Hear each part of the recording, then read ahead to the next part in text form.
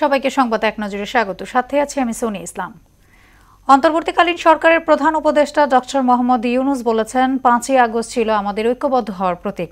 ওই দিন পুরো অনুভূতিটাই ছিল একতার অনুভূতি। তাই এখন কিছু করতে হলে সবার মতামতের ভিত্তিতে করতে হবে। বিকেলে রাজধানীর বেইলি রোডে ফরেন সার্ভিস একাডেমিতে জুলাই গণ অভ্যুত্থানের ঘোষণাপত্র নিয়ে সর্বদলীয় বৈঠকে ডক্টর ইউনুস এসব কথা বলেন।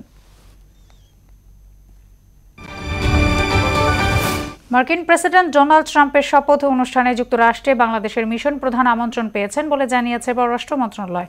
আর ওয়ার্ল্ড ইকোনমিক ফোরামে যোগ দিতে প্রধান উপদেষ্টা ডক্টর মোহাম্মদ ইউনুস 21 থেকে 24 জানুয়ারি সুইজারল্যান্ড সফর করবেন। বিকেলে পররাষ্ট্র মন্ত্রণালয়ের ব্রিফিংয়ে এসব তথ্য জানান পররাষ্ট্র মন্ত্রণালয়ের মুখপাত্র রফিকুল আলম।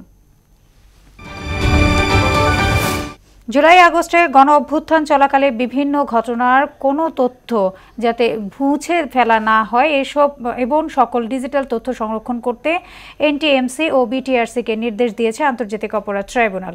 এদিকে জামায়াত নেতা ডক্টর ফয়েজ আহমেদকে হত্যার ঘটনায় শেখ হাসিনা সহ 41 জনের বিরুদ্ধে ট্রাইব্যুনালে অভিযোগ দায়ের করেছে নিহতের পরিবার। প্রায় 17 বছর পর কারামুক্ত হলেন সাবেক স্বরাষ্ট্র প্রতিমন্ত্রী লুৎফুজ্জামান বাবর। দুপুর 1:45টার দিকে কেরানীগঞ্জ কেন্দ্রীয় কারাগার থেকে বের হন তিনি।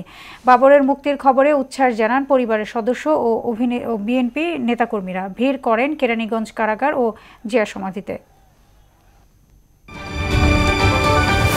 খাদ্যপণ্যের উপর ভ্যাট ও সম্পূরক শুল্ক প্রত্যাহারের 7 দিনের আলটিমেটাম দিয়েছে ব্যবসায়ীরা।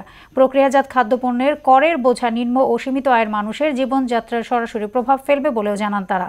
রাজধানীর ঢাকা ক্লাবে সংবাদ সম্মেলনে ব্যবসায়ীরা আরও জানান, শুল্ক প্রত্যাহার না করলে ভয়াবহ সংকটের দেশ। বিপুল সম্পদ, ক্ষমতা ও প্রতিপত্তি নিয়ে যুক্তরাষ্ট্রে একটি গোষ্ঠীর শাসন প্রতিষ্ঠিত হতে যাচ্ছে বলে সতর্ক করেছেন বিদায়ী প্রেসিডেন্ট জো বাইডেন। মৌলিক অধিকার ও স্বাধীনতা রক্ষার জন্য সবাইকে এগিয়ে আসার আহ্বান জানিয়েছেন তিনি। জাতির উদ্দেশ্যে দেয়া বিদায়ী ভাষণে এমনটা জানিয়েছে মার্কিন প্রেসিডেন্ট জো বাইডেন। ফরচুন বরিশালের নিয়ন্ত্রিত বোলিংয়ে খুব বেশি দূর এগোতে পারেনি ঢাকা ক্যাপিটালস। তানজিদ তামিমের 50-র পরও বাকি ব্যাটারদের ব্যর্থতায় 150 আগে অল আউট হয় ঢাকা। সহজ লক্ষ্য তাড়া করতে নেমে দুর্দান্ত ব্যাটিং করেছেন তামিম ইকবাল। অধিনায়কের 50-তে 24 বলে হাতে রেখে ঢাকাকে হারালো ফরচুন। এদিকে দিনের দ্বিতীয় ম্যাচে চিটাগংয়ের মুখোমুখি এখন খুলনা। এই ছিল সংবাদ এক নজরে। সবশেষ খবর সবার আগে জানতে মোহনার সাথেই থাকুন।